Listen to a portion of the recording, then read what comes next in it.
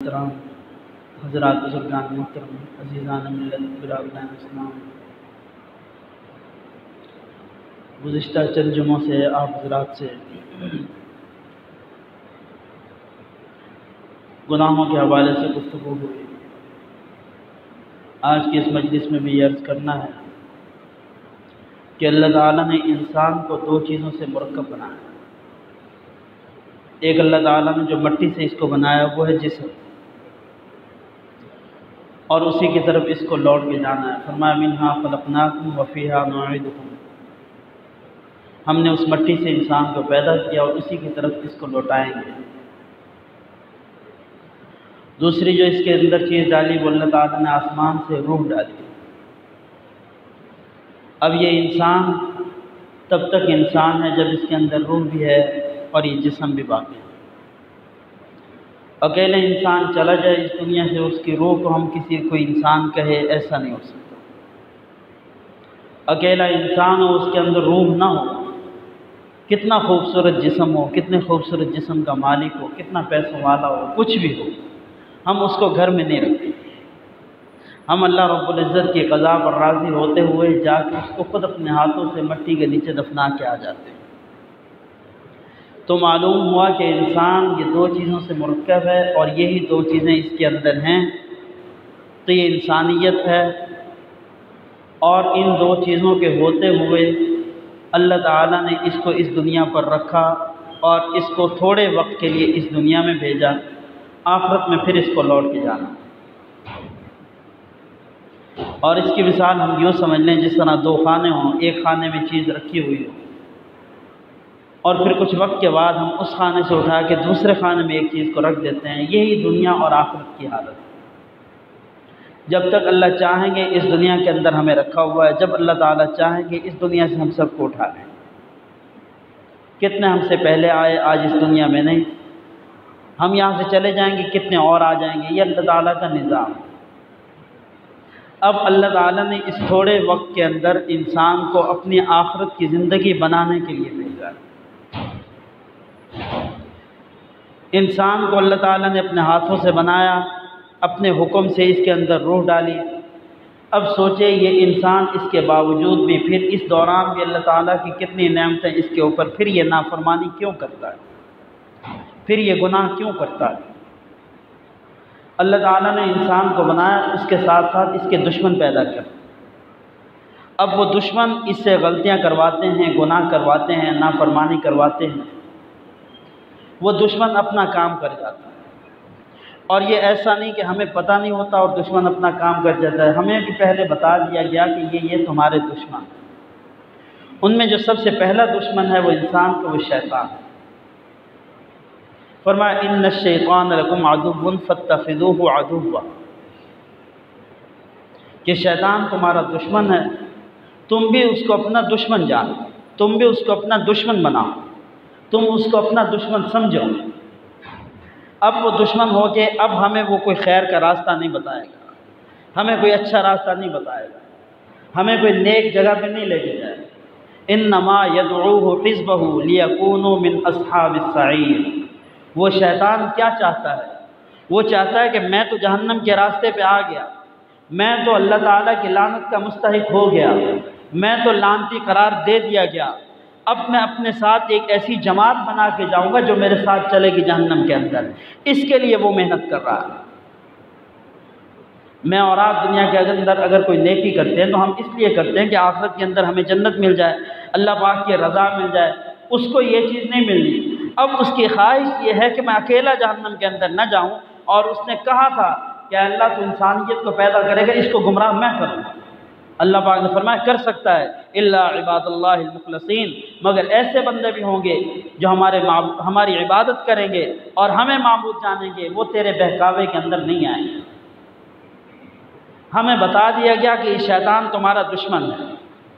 اب آیا میں اور آپ اس کو دشمن سمجھ رہے ہیں یا نہیں سمجھ رہے؟ اسی طرح انسان کا جو دوسرا دشمن ہے، فرمایا وہ دنیا اور دنیا کے اندر رہنے کا ہمیشہ اس کو جو دھوکہ ہے، یہ بھی اس کا دشمن۔ انسان نے یہ سمجھا کہ شاید میں یہاں پہ رہوں گا، اور ایک پل کی بھی خبر نہیں ہے۔ ایک پل، ایک لمحہ، سیکنڈ بھی بڑی چیز ہے، ایک لمحے کی بھی انسان کو خبر نہیں کہ کیا ہونے والا ہے۔ بہت سے واقعات ہمارے سامنے آتے ہیں، بہت سے ہمارے دوست، احباب، رشتہ دار، عزیز و اقارب اس دنیا سے چلے گئے ہیں، جن کے بارے میں ہم خود دیکھتے ہیں ایک گھنٹہ پہلے وہ کیا تھے، ایک گھنٹے بعد ان کی میت پڑی۔ کتنے ہمارے سامنے گئے ہیں جو اچھے بھلے بیٹھے ہوئے، کوئی تکلیف نہیں ان کو، اچانک ہارٹ اٹیک ہوا، حرکت قلب بند ہو گئی، اس دنیا سے چلے گئے۔ کتنے واقعات ہیں۔ اس کے باوجود یہ دھوکہ ہمیں اب تک بھی لگا ہوا ہے کہ شاید میں نے اس دنیا کے اندر رہنا۔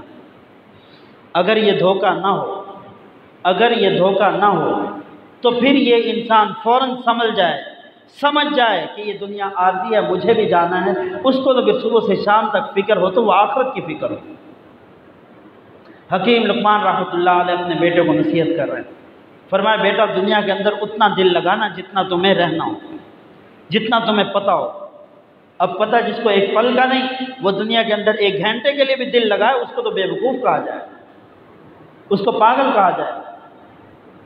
ہمیں ایک پل کی خبر نہیں، اور ہمارے ذہن کے اندر جو منصوبے ہیں ہمیں اپنے لیے، اپنی اولادوں کے لیے، اپنی نسلوں کے لیے، وہ 2-4 گھنٹوں کے نہیں، 2-4 سالوں کے نہیں، بلکہ کئی صدیوں تک محیط ہے۔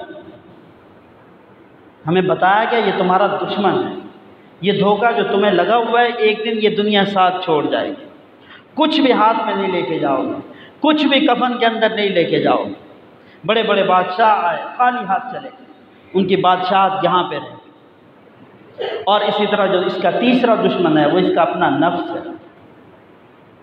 اس کا اپنا نفس، اس کی اپنی خواہش جو اس کو نیکی کے راستے پہ چلنے دے۔ اور شیطان وہ گناہ کے راستے کو بھی ہمارے لیے مزین کر کے لاتا ہے، خوبصورت بنا کے آتا ہے۔ اور یہ بھی مشہور ہے کہ جہنم کا جو راستہ ہے وہ سجا ہوا ہے پھولوں سے، لوگ اس کی طرف بھاگتے ہیں۔ جنت ہے، اس کے اندر بہت کچھ ہے، باہر کا جو راستہ ہے وہ آزمائشوں کی خاردار تاریں ہیں، انسان وہاں سے ڈر کے پھولوں کے راستے پہ چلتا ہے۔ تھوڑا راستہ تو چل لیا دنیا کے اندر، آخرت میں جب پہنچتا ہے پھر پتہ چلتا ہے یہ غلط راستے پہ آیا ہوں، وہاں جو تھوڑی تکلیف تھی برداشت کر لیتا، آگے ہمیشہ کے لیے میں کامیاب تھا۔ تو انسان کا یہ اپنا نفس، فرمایا وما ابرئ نفسی ان النفس لامارۃ بالسوء افمن زین لہ سوء عملہ۔ شیطان اس گناہ کو، برائی کے راستے کو مزین کر کے پیش کرتا ہے، ہم جانتے ہوئے بھی کہ یہ گناہ ہے پھر بھی ہم وہ گناہ کرتے ہیں۔ ہمیں پتہ ہے گانا سننا گناہ ہے، مگر ہم اس گناہ کو لذت کے لیے سنتے بھی ہیں کہ خوبصورت لگتا ہے، آواز اچھی لگتی ہے، اور ہم پھر کہتے ہیں یہ روح کی غذا ہے۔ شیطان نے اس کو یہ مزین کر کے دکھایا، اس کو خود کو سوچنا چاہیے تھا میرے لیے، میری روح کی غذا کے لیے آسمان سے جو کتاب آئی وہ قرآن کریم ہے۔ اب اس روح کی جو اصل غذا ہے، جو روح کی تسکین ہے، وہ اس قرآن کریم کے اندر ہے، میں اس کو پڑھ کے تو دیکھوں۔ اور جنہوں نے پڑھا ہے انہوں نے صرف ایک سورہ فاتحہ شروع کی ہے، ختم تب کیا جب پورا قرآن کریم ختم ہو گیا۔ ایک رات کے اندر صحابہ کی مثالیں ملتی ہیں، تابعین کی مثالیں ملتی ہیں، بہت سے لوگ آئے ایک رات کے اندر پورا قرآن کریم کھڑے ہو کے پڑھ رہے ہیں، نوجوان نہیں بوڑھے بھی آئے ہیں، ان کو لذت قرآن کریم کی محسوس ہوئی۔ قرآن کریم کے اندر اللہ سے جو انہوں نے گفتگو کی، پھر اس گفتگو کا دورانیہ انہوں نے خود اتنا بڑھایا کہ قرآن کریم ختم ہو گیا، ان کی تھکاوٹ ان کو محسوس ہی نہیں۔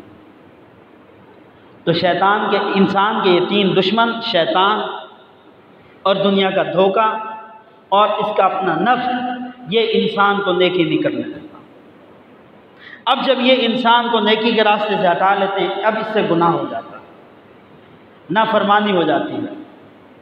اور یہ بھی یاد رکھیں کہ گناہ ہونا کوئی بڑی بات نہیں، گناہ ہونا کوئی بڑی بات نہیں، اس گناہ کے اوپر قائم رہنا یہ بہت بڑا گناہ ہے، یہ بڑے افسوس کا مقام ہے، اور اس گناہ سے توبہ کر لینا یہ بہت بڑی خوشخبری ہے۔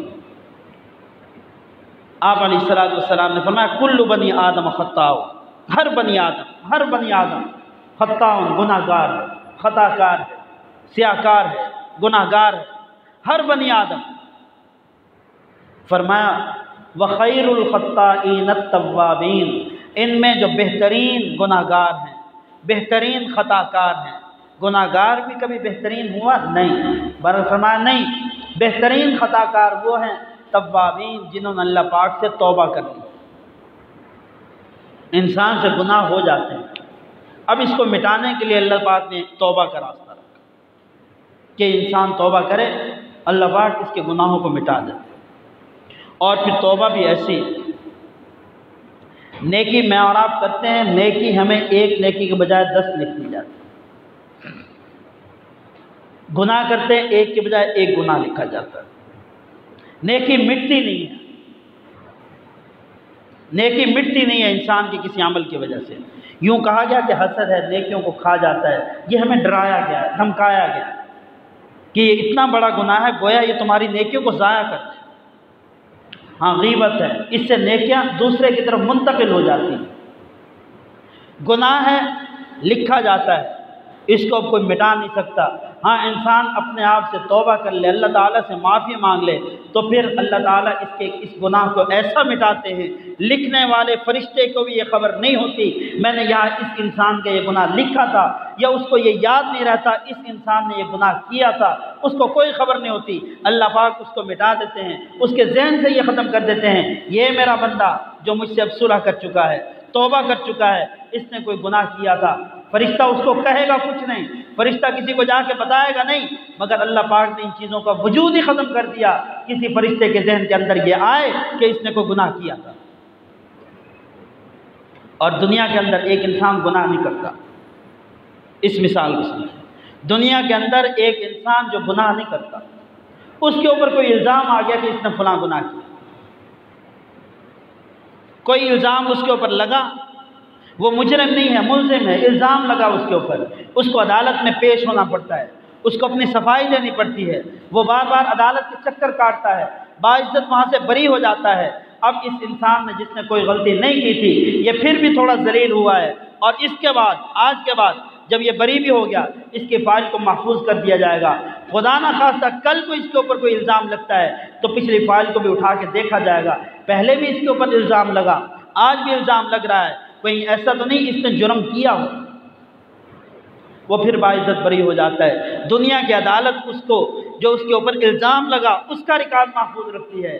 اللہ پاک وہ انسان جو گناہ کر لیتا ہے، وہ چھوٹا نہیں بڑا گناہ ہوتا ہے، وہ بڑے سے بڑا گناہ ہوتا ہے، اللہ پاک اس گناہ کو ایسے مٹا دیتے ہیں۔ جناب نبی کریم صلی اللہ علیہ وسلم نے ارشاد فرمایا، وہ گناہوں سے یوں پاک ہو جاتا ہے گویا آج ماں کے پیٹ سے پیدا ہوا۔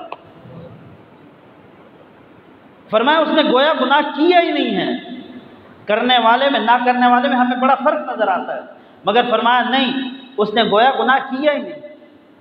ایک تو یہ توبہ کا راستہ ہے، دوسرا راستہ استغفار کا، اللہ تعالیٰ سے معافی مانگنا، استغفار کرنا، اس کا مطلب ہے مغفرت طلب کرنا اللہ تعالیٰ سے۔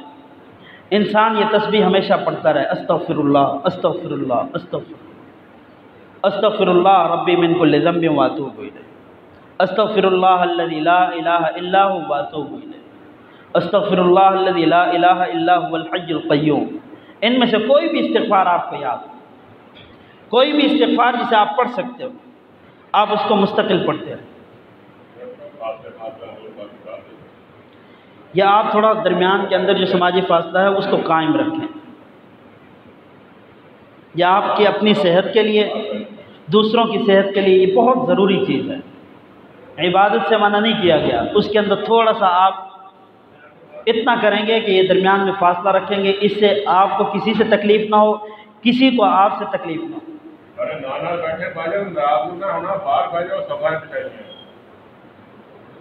باہر بھی جگہ پڑی ہوئی ہے، گراؤنڈ کے اندر بھی جگہ ہے، آپ کھلے کھلے ہو کے بیٹھیں، اور ہر شخص اپنی حفاظت خود کرے، کوئی کسی کی حفاظت نہیں کرے۔ تو یہ استغفار یہ ہمارے گناہوں کو مٹا سکتا ہے اور بہت سی پریشانیوں کا حل ہے۔ سیدنا حسن ابن علی رضی اللہ تعالیٰ عنہ کے پاس ایک شخص آیا اور اس نے کہا یہ گناہ ہو جاتے ہیں، دعا فرمائیں۔ فرمایا استغفار کرو۔ چند لمحے بعد ایک اور آ گیا، اس نے کہا جی بارش نہیں ہو رہی ہمارے علاقے میں، دعا فرما دیں اللہ پاک بارش برسا دیں۔ فرمایا جاؤ استغفار کرو۔ ایک تیسرا شخص آ گیا، اس نے کہا جی کماتا ہوں پورا نہیں ہوتا، برکت نہیں ہے، دعا فرما دیں اللہ تعالیٰ مال زیادہ دے دیں، برکت دے دیں اس کے اندر۔ فرمایا جاؤ استغفار کرو۔ ایک اور شخص آیا، اس نے کہا جی اولاد بیٹیاں ہیں بیٹے نہیں ہیں، دعا فرما دیں اللہ پاک بیٹوں کی دولت سے نواز دے۔ فرمایا استغفار کرو۔ قریب بیٹھے ہوئے خادم نے پوچھا کہ یہ آپ جو بھی آتا ہے آپ اس کو ایک استغفار بتا رہے ہیں، کوئی بھی پریشانی ہو اس کا تالا کھولنے کے لیے استغفار کی چابی، یہ کیا چیز ہے؟ یہ کیسی چیز ہے؟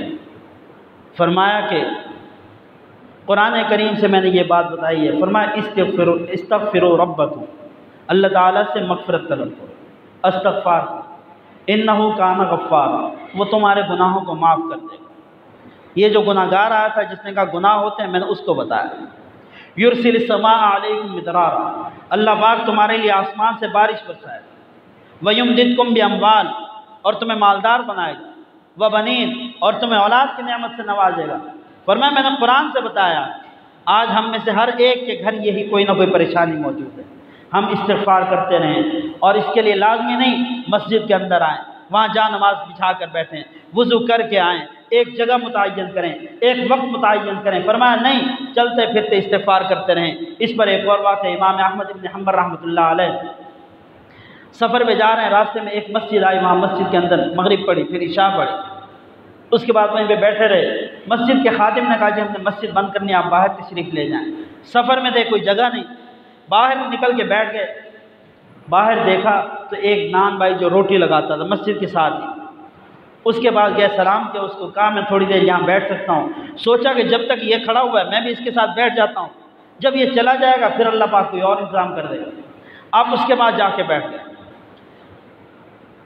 وہ شخص روٹی پکا رہا ہے، استغفر اللہ پڑھ رہا ہے، آٹے کا پیڑا بناتا ہے، استغفار پڑھتا ہے، اس کو روٹی لگاتا ہے، نکالتا ہے، کچھ بھی کر رہا ہے، وہ اپنے کام کے ساتھ ساتھ استغفار پڑھ رہا ہے۔ امام احمد بن حنبل رحمۃ اللہ علیہ اس کو دیکھتے رہے۔ جب وہ فارغ ہو گیا استغفر اللہ پڑھ رہا ہے، امام صاحب اس کی طرف دیکھ کے مسکرائے۔ اس نے کہا مسکراتے کیوں بزرگوں، کیا بات ہوئی؟ فرمایا میں تجھے دیکھ رہا ہوں اپنا کام کر رہا ہے، کام کے دوران استغفار بھی پڑھ رہا ہے، تجھے یہ کیا فائدہ دیتا ہے؟ کہا مجھ سے کیا پوچھتے ہیں، اس استغفار نے جو میں اپنے کام کے اندر مصروف ہوتا ہوں پھر بھی میری زبان اللہ تعالیٰ سے مغفرت اور معافی طلب کرتی رہتی ہے، اس عمل نے مجھے مستجاب الدعوات بنا دیا ہے، میں کوئی بھی دعا زبان سے مانگتا ہوں اللہ پاک اس کو قبول کر لیتا ہے۔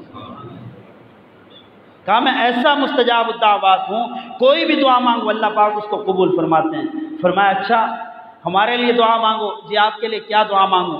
سفر میں جا رہا ہوں، رہنے کا کوئی انتظام نہیں، اللہ پاک آپ کے لیے بہتر انتظام کر دے۔ انہوں نے آمین کہا۔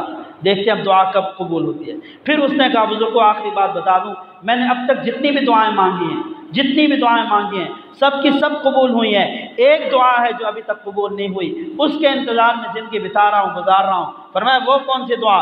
کہا میں نے اللہ سے مانگا ہے اللہ اس دور کے جو امام ہیں، اس دور کے استاد المحدثین ہیں، اس دور کے جو ولی اللہ ہیں، وہ امام احمد ابن حنبل رحمۃ اللہ علیہ ہیں۔ وہ امام احمد بن حنبل، میں ان کو دیکھنے کی خواہش رکھتا ہوں، بڑی دعا مانگی اللہ سے، اے اللہ میں وہاں جا نہیں سکتا، کبھی ایسا کوئی سبب بن جائے کہ میں ان کی زیارت کر لوں، کبھی وہ آئے مجھ سے ملاقات ہو جائے۔ جب یہ سننا تھا امام صاحب رحمۃ اللہ علیہ کی آنکھوں میں آنسو آ گئے، فوراً اٹھ کے اس کو سینے سے لگاتے ہیں، فرمایا مبارک ہو تیری دعا قبول ہو گئی، میں امام احمد ابن حنبل رحمۃ اللہ علیہ ہوں، مسجد کیا تھا وہاں مجھے بیٹھنے نہیں دیا، اس لیے تیری دکان پہ آ کے بیٹھ گیا۔ اس نے کہا میری دعوت قبول کریں، آج رات میرے آپ مہمان۔ یہ امام احمد ابن حنبل رحمۃ اللہ علیہ فرماتے ہیں اس کے استغفار نے اس کو ایسا مستجاب الدعوات بنایا، میں نے خود دیکھا اپنی آنکھوں سے اس کی 2 دعائیں قبول ہوئی، ایک میرے لیے رات رہنے کا بھی انتظام ہو گیا، ایک جو اس کی دل خواہش تھی کہ امام صاحب کی زیارت کروں وہ بھی اس کی خواہش پوری ہو گئی۔ تو میرے دوستو ہم چلتے پھرتے اٹھتے بیٹھتے صبح کے وقت دفتر میں آتے ہوئے، صبح کا وقت ایسا اللہ پاک کے نبی صلی اللہ علیہ وسلم نے دعا فرمائے، اے اللہ میری اس امت کے صبح کے وقت کے اندر برکت عطا فرما، صبح کا ٹھنڈا ٹائم وقت تھوڑا ہوتا ہے، فرمایا اس کے اندر برکت عطا فرما، اس لیے صبح نماز کے بعد سونا نہیں چاہیے، خصوصاً نوجوان طبقے سے عرض کرتا ہوں، صبح کا وقت بڑا قیمتی ہوتا ہے، بڑا برکتوں والا ہوتا ہے، تھوڑا کام بھی اس کے اندر، بڑا کام بھی اس کے اندر جلدی ہو جاتا ہے۔ فرمایا اس کے اندر استغفار کرو، اللہ پاک کثرت کا ثواب دیں گے، اور استغفار کی برکت سے ہم سب کو گناہوں کو محفوظ فرمائیں گے۔ وآخر دعوانا ان الحمد للہ رب العالمین۔ درمیان میں یہ فاصلہ برقرار رکھیں گے، بارہا کہا جاتا ہے، یہ آپ کی صحت کے لیے، ہم سب کی صحت کے لیے انتہائی ضروری ہے۔